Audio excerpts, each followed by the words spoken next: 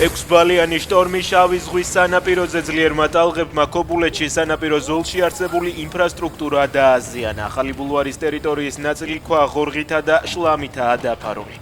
მერიის განმარტებით ამ ეტაპზე მოსახლეობას საფრთხე არ ემუქრება. ანდრო ჭიჭინაძის ბანერი, რომელიც ოცნების პროპაგანდისტული რუსთავიორის გადაღებების გამო თეატრის ფასადიდან ჩამოხსნეს, მსახიობებმა ხელახლა გადმოფინეს.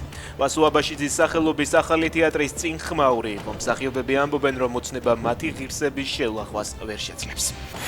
2026 წლის იანვარში საქართველოს უჩვეულოდ დიდი ოდენობის $10 მილიონ მეტი ღირებულების ელექტროენერგია იყიდა თურქეთისგან, რომელიც ჩვეულებრივ ჩვენი ქვეყნისგან ყიდულობს დენს.